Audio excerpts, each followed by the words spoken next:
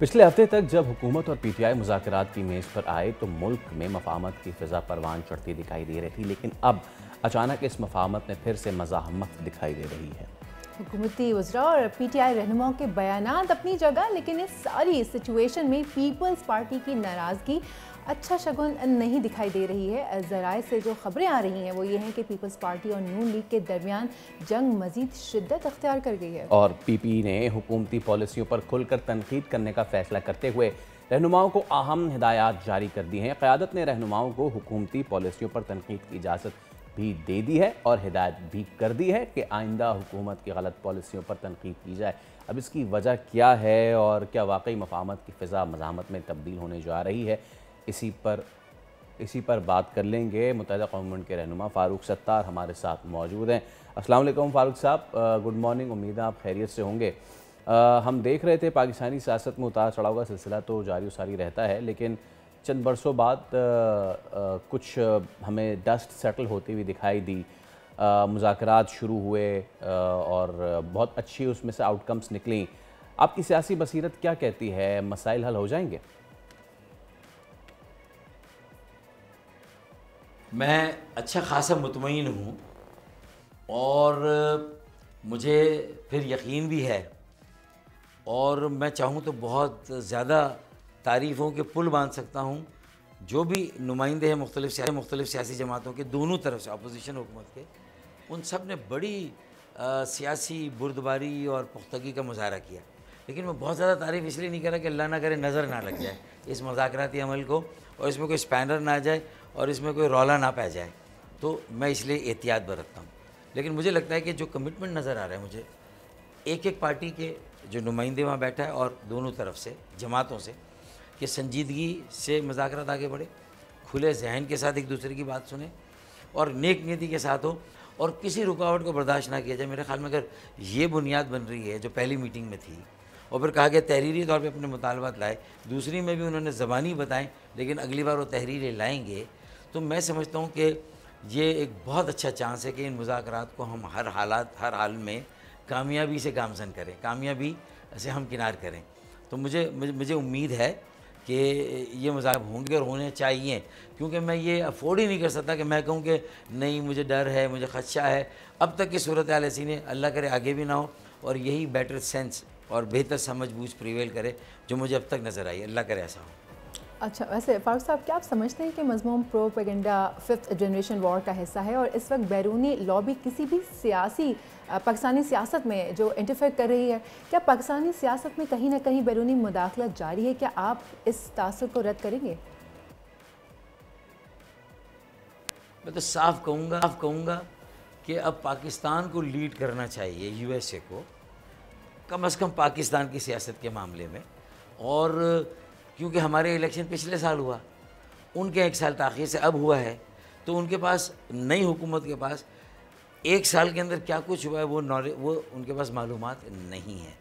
और अगर उन्हें कोई परेशानी है तो हुकूमत मौजूद है उन्हें मुँह देने के लिए, और ये उनका कोई किरदार नहीं है।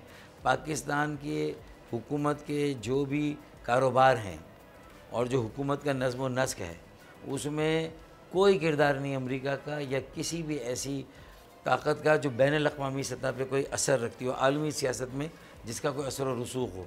तो मेरे ख़्याल में हमें मुतमईन रहना चाहिए।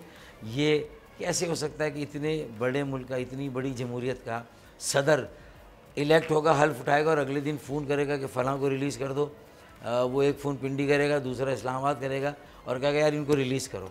मतलब ये कैसे लोग खुश फहमी का शिकार है।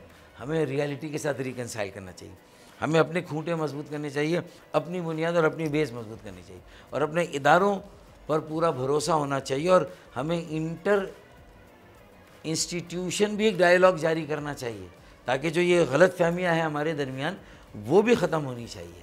और हमें सारी चीज़ों को ओन करके पाकिस्तान और हमारे आने वाले बच्चों को, नौजवानों को एक मौका देना चाहिए कि हम उलझ जाते हैं। हम असल में सियासी लोगों ने आज तक किसका कंट्रीब्यूशन किया, लेकिन बड़ी जमातों ने ख़ास तौर पर हाईजैक किया। 25 करोड़ आवाम को किसी मसले पर उलझा देते हैं और उस पर बात नहीं करते। इल्ज़ाम जवाबी इल्ज़ाम, एलिगेशन काउंटर एलिगेशन। वो कहता है मैं 100% सही, तू 100% गलत। फिर वो कहता है नहीं मैं 100% सही, तू کوئی بھی 100% صحیح نہیں ہے، کوئی بھی 100% غلط نہیں ہے، دونوں کہیں صحیح ہے کہیں غلط ہے۔ اب آ کے بیٹھیں سر جوڑ کے، ایک قومی ایجنڈا بنائیں۔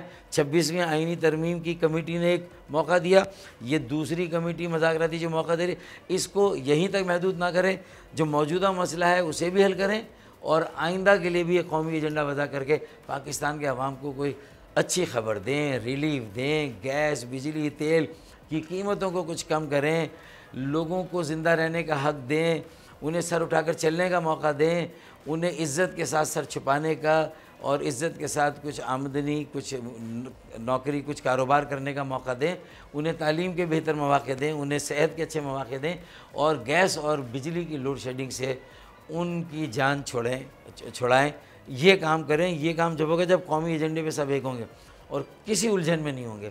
آدھا وقت ہمارا اس چیز میں لگ جاتا ہے، یہ جو الجھنیں ہیں، کہ تو اللہ کرے کہ یہ مذاکرات ایک آگے ایسا راستہ بنائیں جس پر پورا پاکستان چل کے پوری اقوام عالم سے، ہمارا مقابلہ آپس میں نہیں ہے، ہمارا مقابلہ دنیا کے ان ممالک سے جو ہم سے پیچھے تھے 35 سال پہلے۔ چین ہم سے پیچھے تھا، تھائی لینڈ پیچھے تھا، فلپینس پیچھے تھا، انڈونیشیا پیچھے تھا، یہ سارے ممالک ہم سے پیچھے تھے۔ اب یہ تمام ممالک ہم سے بہت آگے چلے گئے۔ ہمیں کچھ سوچنا چاہیے، قومی ایجنڈا وضع کرنا چاہیے اور اس پر کاربند ہو کے کام کرنا چاہیے۔ جماعتی ایجنڈے، گروہی ایجنڈے، انفرادی ایجنڈے بہت ہو گئے، اب ہمیں قومی ایجنڈے پہ کام کرنا چاہیے۔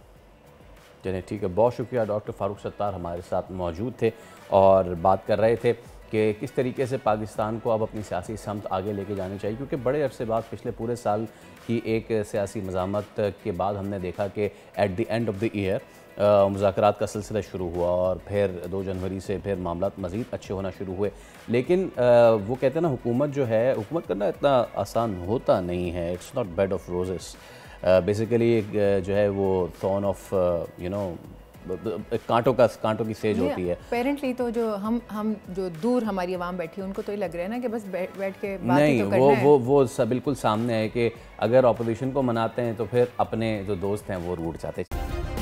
سبسکرائب کریں اور بیل دبائیں تاکہ کوئی خبر رہ نہ جائے۔